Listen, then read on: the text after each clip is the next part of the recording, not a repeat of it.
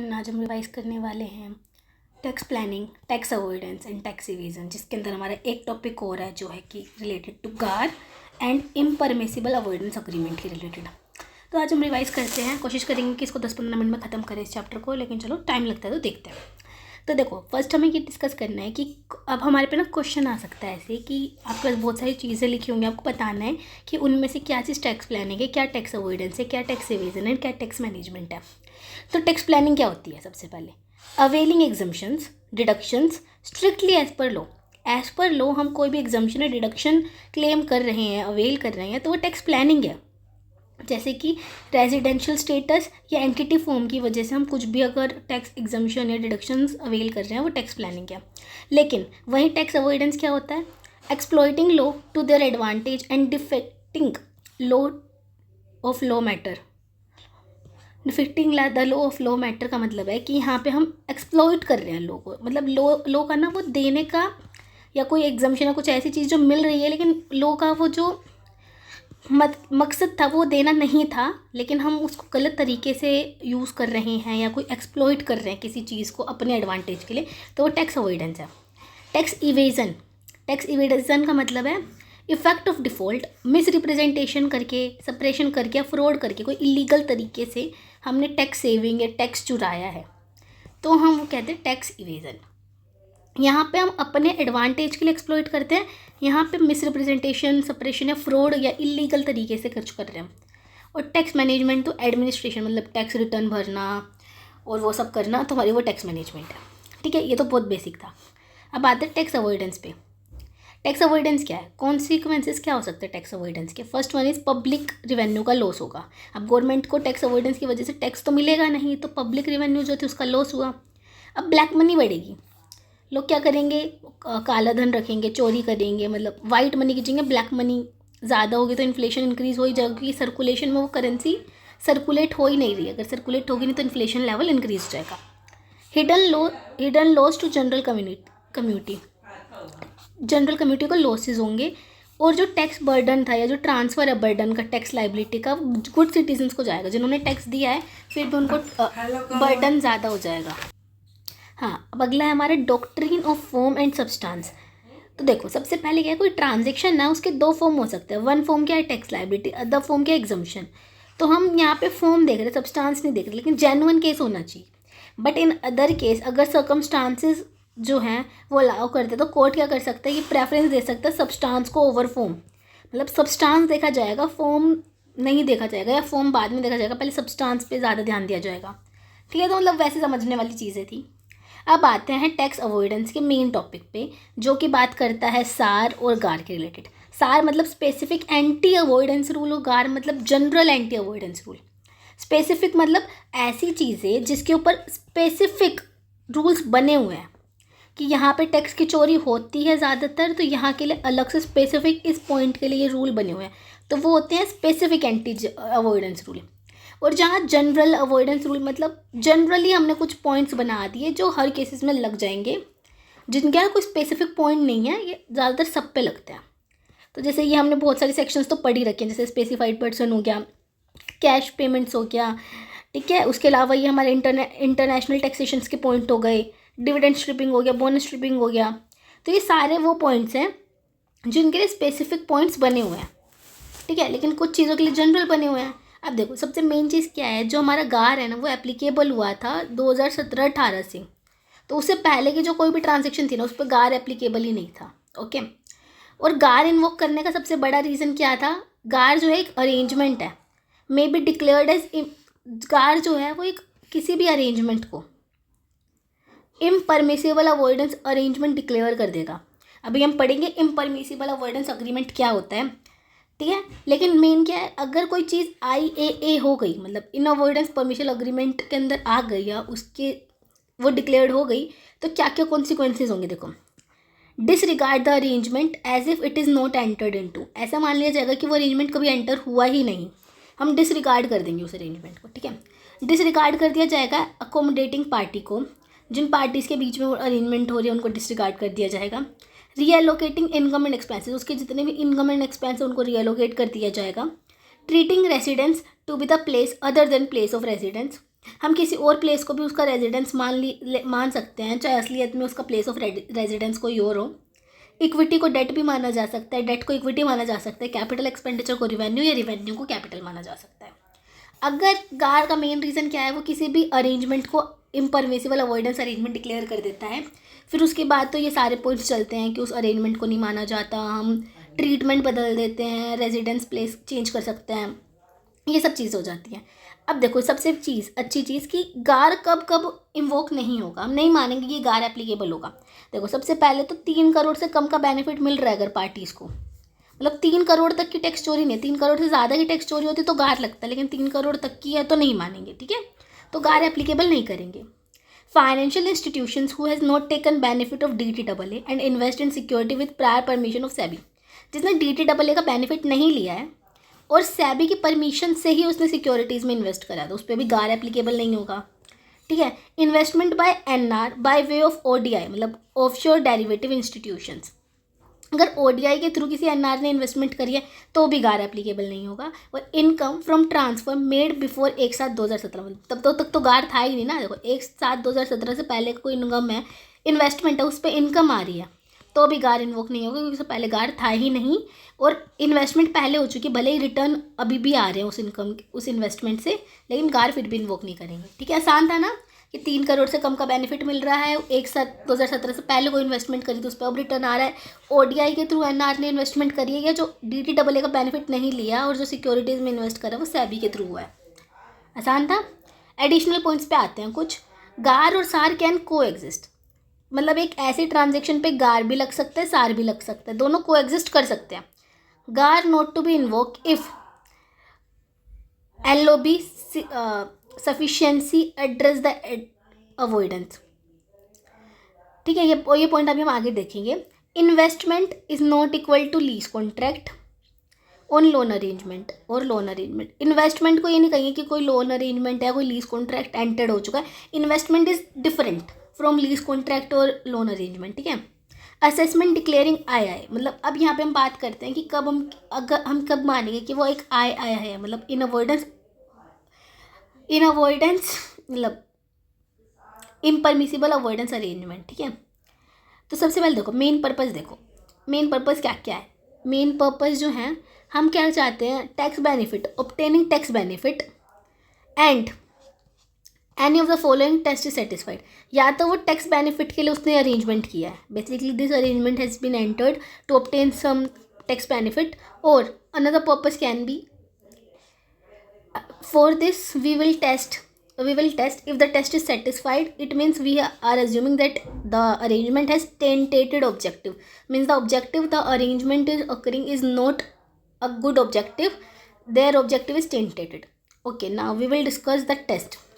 So what the test is saying is, if this arrangement is created any right and obligation not ordinary created. By this arrangement, we want to create a right which was not primarily created or which was not ordinarily created. We are creating some specific rights and obligations. Okay. Second one is result in misuse or abuse of the act. If this arrangement is created by the result of misuse and abuse of the act, then it will be considered as IAA. ठीक है.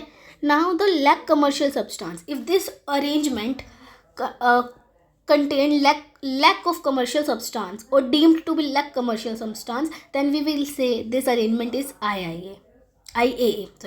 Carried out in a manner not ordinary done. Basically देखो क्या कहना चाहते हैं, या तो right और ऑब्लिगेशन ऐसे क्रिएट हो रहे हैं जो कि ऑर्डिनरी क्रिएट नहीं होते, या वो उस मैनर में कैरिड आउट हो रही है जो ऑर्डिनरी मैनर नहीं है, जो कि मिसयूज़ या फिर अब्यूज़ ऑफ एन एक्ट की वजह से बनी है, या जिसमें लैक ऑफ कमर्शियल सब्सटेंस। अब लैक ऑफ कमर्शियल सब्सटेंस हम कैसे कहेंगे उसके बारे में जानते हैं। अगर इन चारों में से कोई भी पॉइंट हो रहा है तो मान लेंगे कि वो लैक ऑफ कमर्शियल सब्सटेंस, और लैक ऑफ कमर्शियल सब्सटेंस है तो IAA बन जाएगा। लैक ऑफ कमर्शियल सब्सटेंस के लिए क्या है, where substance of an arrangement significant differ from form, मतलब substance is differ from its form. हम ये देखते हैं ना कि सब्सटेंस ऑफ फॉर्म थोड़ा होना चाहिए, लेकिन substance is differ from its form, तो हम कह लेंगे कि वो डीम्ड लैक, मतलब वो लैक ऑफ कमर्शियल सब्सटेंस है उस अरेंजमेंट में, ठीक है। इसको भी देखते हैं इन्वॉल्व लोकेशन ऑफ असेट और transaction without any commercial purpose just to obtain tax benefit. जो लोकेशन है असेट की या ट्रांजेक्शन्स जो भी हो रही है वो लैक ऑफ कमर्शियल पर्पज़ है, ताकि बस बेनिफिट ले सके, मतलब लैक ऑफ कमर्शियल पर्पज़ है अगर किसी ट्रांजेक्शन में, तो भी हम कहिए कि लैक ऑफ कमर्शियल सब्सटेंस है, ठीक है। No significant affect on business risk और कैश फ्लो, उसकी वजह से कोई सिग्निफिकेंट इफेक्ट ही नहीं आ रहा उनके बिजनेस रिस्क पे, कैश फ्लो पे कोई इम्पैक्ट नहीं आ रहा है कैश फ्लो पे या उस अरेंजमेंट से, तो भी हम कहेंगे लैक ऑफ कमर्शियल सब्सटेंस है, ठीक है। अब एक पॉइंट हो रहा है कि उसके अंदर या तो ये चीज़ें इन्वॉल्व है या इंक्लूड है। अब इन्वॉल्व और इंक्लूड क्या है, देखो सबसे पहले effect that has effect of offsetting और कैंसिलिंग ईच अदर, ट्रांजेक्शन्स ऐसी हो रही हैं कि टैक्स लाइबिलिटी आ ही नहीं रही, इसने इसको कुछ दे दिया, इसने इसको कुछ दे दिया, बदले में जितना भी था टैक्स वो ख़त्म हो गया, मतलब टैक्स लाइबिलिटी बचाने के लिए जस्ट ये अरेंजमेंट एंटर किया गया है, ऑफसेट हो जा रही हैं एक दूसरे की टैक्स लाइबिलिटीज कैंसिल हो जा रही हैं, तो भी हम कहेंगे कि लैक ऑफ कमर्शियल सब्सटेंस है। डिस्कस वैल्यू, लोकेशन, सोर्स और ओनरशिप, ये सब चीज़ें अजीब हैं, मतलब कुछ अलग तरीके से इन्होंने प्लान की गई है चीज़ें को, वैल्यू, लोकेशन, सोर्स और ओनरशिप सब कुछ गलत है। एनी अकोमोडेटिंग पार्टी, जिसके अंदर कोई अकोमोडेटिंग पार्टी इंक्लूड है, ठीक है, ऐसे में भी हम उसको वो कर लेंगे। और राउंड ट्रिप फाइनेंसिंग, मतलब देखो इसने इसको लोन दिया, इसके बदले में इसने कुछ ले लिया, फिर इसने किसी और को दिया, मतलब राउंड ट्रिप फाइनेंसिंग है, एक से बल्कि इसने इसको कुछ दिया उसके बदले इसने कुछ ले लिया, तो समथिंग ये अलग तरीके की कुछ राउंड ट्रिप फाइनेंस करने के लिए, बचाने के लिए इन्होंने ये अरेंजमेंट किया था। तो जैसे देखो इसको तो थोड़ा रटने वाला ही काम है, इसमें कुछ पॉइंट्स तो आसान है कि ऑर्डिनरी क्रिएट नहीं होता, ऐसे राइट बना दिए, ऑर्डिनरी मैनर में कैरिड आउट नहीं हो रही है, मिसयूज़ हो रहा है एक्ट का, कमर्शियल सब्सटेंस लैक कर रहा है। मेन पॉइंट तो ये है कि उसमें लैक ऑफ कमर्शियल सब्सटेंस है। लैक ऑफ कमर्शियल सब्सटेंस कैसे कहेंगे, जब कोई बिजनेस रिस्क और कैश फ्लो अफेक्ट ही नहीं हो रहे, ठीक है, उसके अलावा कोई सब्सटेंस जो है वो डिफ़र कर रहा है उसके फॉर्म से, और बहुत सारे ऐसे राउंड ट्रिप फाइनेंसिंग दिख जाए या ऑफसेटिंग वाली चीज़ें दिख जाएँ, या फिर वैल्यू डिस्गाइज हो जाए, वैल्यू, लोकेशन, सर्विस जो भी है, ठीक है। अब देखो असेसमेंट डिक्लेयरिंग IAA, असेसमेंट कैसे होगी इसकी, AO जो है वो असेसमेंट करेगा, ठीक है। पहले असेसमेंट से पहले वो क्या करेगा, PCC से, मतलब प्रिंसिपल चीफ कमिश्नर और कमिश्नर ऑफ इनकम टैक्स से क्या करेगा, शोकॉज नोटिस इशू हो जाएगा असेसी को, और उसको अपॉर्चुनिटी ऑफ बीइंग हर्ड दे दी जाएगी। अब जब PC और C सेटिस्फाइड हो जाएंगे कि हाँ ये इनअवॉइडेबल अग्रीमेंट है, इम्परमिसिबल अवॉइडेंस अग्रीमेंट है, तो वो रेफ़र करेंगे। रेफ़र किसको करेंगे, अप्रूविंग पैनल को। उसके अंदर 2 जज होंगे और 2 मंथ का टाइम होगा। Order with in 6 months from end of month, जिस मंथ ऑर्डर आया वो 2 महीने के अंदर रेफ़र कर देंगे उस केस को, और उस ऑर्डर को रेफ़र करने के 6 महीने के अंदर अंदर, एंड ऑफ मंथ से जिस महीने हमने रेफ़र करा उसके 6 महीने के अंदर अंदर वो ऑर्डर दे देंगे। हियरिंग होगी जिसके अंदर या तो गार इन्वोक होगा और इनअवॉइडेबल अग्रीमेंट उसको डिक्लेयर कर दिया जाएगा, जो कि जब वो गार इन्वोक कर दिया और IAA मान लिया तो ये जो पॉइंट है ये बाइंडिंग हो जाएगा असेसी पे भी और AO पे भी, और AO उस हिसाब से असेसमेंट करेगा IAA मान के। मतलब कुछ नहीं है, सिंपल अगर मैं इसको क्रक्स में बताऊँ, सिंपली क्या करेगा, AO जो है ये केस PCCC को बताएगा, वो अपॉर्चुनिटी ऑफ बीइंग हर्ड। हाँ तो मैं बता रही थी कि ये क्या होगा, सबसे पहले PCC हमारे को शोकॉज नोटिस इशू करेगा असेसी को, ठीक है, अपॉर्चुनिटी ऑफ बीइंग हर्ड दिया जाएगा। अगर वो सेटिस्फाई हो जाते हैं कि हाँ ये IAA हो सकता है, तो वो रेफ़र कर देगा अप्रूविंग पैनल को। अप्रूविंग पैनल को रेफ़र करेगा 2 महीने के अंदर, जिस दिन उसको लगता है। फिर 2 महीने के अंदर रेफ़र करने के बाद जिस महीने रेफ़र करा उसके 6 महीने के अंदर वो हियरिंग करेंगे और वो कंफर्म कर देंगे कि हाँ ये गार है, गार इन्वोक होगा और IAA है। फिर वो जो ये नोटिस है या जो भी वो लेटर है वो AO को देंगे, AO पे बाइंडिंग हो जाएगा, AO उस हिसाब से असेसमेंट करेगा, ठीक है। बस इतना ही था। अब देखो कुछ पॉइंट्स है, जब मैंने क्वेश्चन बैंक किया था ना तो मुझे कुछ ऐसे पॉइंट्स लगे थे जो मुझे लग रहा था कि मैं बाद में भूल जाऊंगी, जिसकी वजह से मुझे पूरा क्वेश्चन बैंक दोबारा करना पड़ेगा। तो मैंने बस एग्जाम में फटाफट रिवाइज हो जाए उस चक्कर में पॉइंट लिख लिए थे, मैं फटाफट डिस्कस कर लेती हूँ। देखो मर्जर हो गया एक लॉस मेकिंग कंपनी का विथ प्रॉफिट मेकिंग, ठीक है, तो reduce tax liability and make lower profit. अब इस पॉइंट में क्या हो रहा है कि कंपनी ने लॉस मेकिंग कंपनी ने एक प्रॉफिट मेकिंग कंपनी के साथ मर्जर कर लिया, प्रॉफिट मेकिंग ने लॉस मेकिंग के साथ कर लिया। इस पॉइंट में क्या होगा, हमारा specific anti avoidance safe guard अगर है तो गार इन्वोक नहीं करेंगे, क्योंकि SAAR है तो गार होगा नहीं, तो सार है तो इसलिए गार नहीं इन्वोक करेंगे। लेकिन अगर सार नहीं है तो भी गार नहीं इन्वोक होगा। क्यों, क्योंकि जो मर्जर हुआ है ना वो NCLT के ऑर्डर से हुआ है, और NCLT ने एक्सप्लिसिटली और एडिक्वेटली कंसिडर की होंगी tax implication while sanctioning merger. Okay, NCLT के ऑर्डर की वजह से हुआ है तो इसलिए यहाँ पे गार भी इन्वोक नहीं करेंगे, उस अवॉइडेंस को आईएए नहीं मानेंगे और यहाँ पे एनसीएलटी के ऑर्डर को प्रायोरिटी दी जाएगी। अब अगला है tax payer has option to select and he is eligible and satisfied the condition if any even though selection make lower profit lower tax liability still GAAR not applicable as it is tax planning. देखो क्या कहना चाह रहे हैं point, tax payer के पास एक option था कि सिलेक्ट कर सकता है वो, और वो एलिजिबल था और उसने सेटिस्फाई भी कर दी सारी कंडीशन, जिसकी वजह से क्या हुआ, सिलेक्शन की वजह से उसका प्रॉफिट कम हो गया और उसकी टैक्स लाइबिलिटी कम हो गई। तो देखो उसने सारी चीज़ें सेटिस्फाई करी हैं, एलिजिबल भी है वो चीज़ का क्लेम करने के लिए, तो ये टैक्स प्लानिंग है। यहाँ पे हम गार या सार इन्वोक नहीं कर सकते, ठीक है। हमें लाइंस पढ़नी पड़ेंगी, क्या वो जानबूझ के ऐसा कर रहा है, मतलब एक्ट का गलत उपयोग करके कर रहा है, लेकिन ऐसा कुछ हो नहीं रहा है, तो यहाँ पे टैक्स प्लानिंग है। Okay, no commercial necessity to create separate firm except tax benefit it is the case of treaty abuse GAAR invoke. यहाँ पे क्या हुआ कि इन्होंने क्या किया, एक सेपरेट एंटिटी क्रिएट कर ली, इस एंटिटी ने एक सेपरेट एंटिटी क्रिएट कर ली, लेकिन उसका जो मेन पर्पस था कोई कमर्शियल पर्पस नहीं था, बस मेन पर्पस जो उसने क्रिएट किया था वो था टैक्स बेनिफिट के लिए। तो यहाँ पे एक केस हो गया ट्रीटी अब्यूज़ का और यहाँ पे गार इन्वोक कर दिया जाएगा। For tax planning two tests, conformity with current law, मतलब टैक्स प्लानिंग के लिए हम क्या मानेंगे कि वो है वो करेंट लॉ से कन्फर्मिटी में होना चाहिए, ऐसे नहीं कि लॉ का उल्लंघन करके कुछ कर रहे हैं, कन्फर्मिटी में है। Comprehensive knowledge of provision plus case law of statute and other bench of law both civil and personal and does not get affected by universal principle of jurisprudence. Simply हमें लॉ की knowledge थी, provisions के बारे में पता था, case laws के बारे में पता था, और उसको ध्यान में रखते हुए हमने करंट लॉ के साथ कन्फर्मिटी करके कुछ करा है, तो भाई वो टैक्स प्लानिंग है। और फ्लेक्सिबल होनी चाहिए भाई टैक्स प्लानिंग हमारी। हमें क्या करना है, सारे रिसेंट डेवलपमेंट्स को पढ़ना है, ध्यान रखना है, सुटेबल चेंजेस भी करने हैं अपने एक्सेप्टेबल फॉर्म में।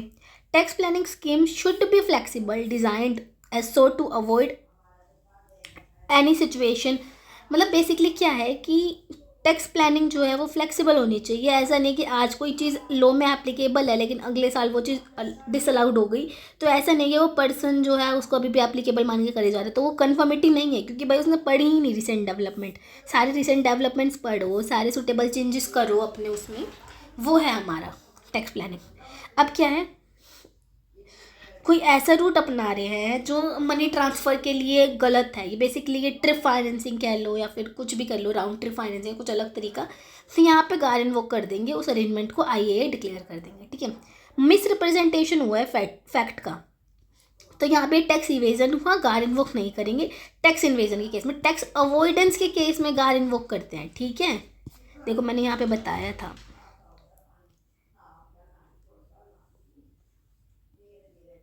देखो टैक्स अवॉइडेंस के केस में आता है सार और गार, और देखो मैंने ये भी बताया था कि अगर मिस रिप्रेजेंटेशन ऑफ फैक्ट है तो ये सारे टैक्स इवेजन है, ना कि टैक्स अवॉइडेंस है। अगर टैक्स इवेजन है तो फिर वो अलग चीज़ है, उसमें गार इन्वोक नहीं होगा। इस पर मतलब एमसीक्यू बन सकता है, मुझे पॉइंट बहुत सही लगा तो मैंने लिख क्योंकि मेरे को बाद में ध्यान नहीं रहता। Domestic transfer pricing regulation, transfer pricing regulation क्या कहता है, if aggregate of a transaction in the previous year, relevant previous year exceed threshold of 20 crore, then section 92 be attract and the GAR is not invoked, although GAR and SAR can coexist as per CBDT circular diversion of profit case। इसमें क्या हो रहा है कि अगर किसी मतलब वही 20 करोड़ वाला जो पॉइंट है हमने 92 BA में पढ़ा है इंटरेस्ट वाला, अगर वहाँ पे ऐसा हो रहा है कि थ्रेशोल्ड 20 करोड़ से ज़्यादा है तो हमारा जो है गार इन्वोक नहीं होगा, क्योंकि यहाँ पे बेसिकली सार है, यहाँ पे स्पेसिफिकली क्रिएट किया हुआ है ना एक रूल, ताकि टैक्स इवेजन ना हो, टैक्स अवॉइडेंस ना हो, ताकि इसीलिए कर रखा है। तो यहाँ पे गार को इन्वोक नहीं करेंगे। ऑल्दो इन्होंने ये लाइन ज़रूर लिख लेना पेपर में, गार और सार कैन को एग्जिस्ट, गार और सार दोनों लग सकते हैं किसी चीज़ पे, लेकिन यहाँ पे सार है तो हम गार को जनरली इन्वोक नहीं करेंगे, क्योंकि जहाँ सार होता है वह गार करने की ज़रूरत आती नहीं है, लेकिन दोनों साथ में भी हो सकते हैं। Investment made prior to then income from transfer of this investment would be not subject to GAR and bonus share also not subject to GAR of such investment। ये तो पता ही है, ये तो हमने गार वाले पॉइंट में ही डिस्कस कर लिया था कि गार नोट एप्लीकेबल होगा अगर कोई इन्वेस्टमेंट हमने जो करी है, कहाँ गया पॉइंट 13, कोई इन्वेस्टमेंट हमने करी है 1/7/2017 से पहले, क्योंकि गार नहीं था उस टाइम, और अभी तक उस इन्वेस्टमेंट पे कोई इनकम आ रही है, तो बस ये पॉइंट ये था कि बोनस शेयर भी मिले ना अगर उस इन्वेस्टमेंट पे, तो उस पर भी गार एप्लीकेबल नहीं होगा। तो ये थी हमारी इन 20 minutes complete revision of tax planning, tax avoidance and tax evasion. Thank you.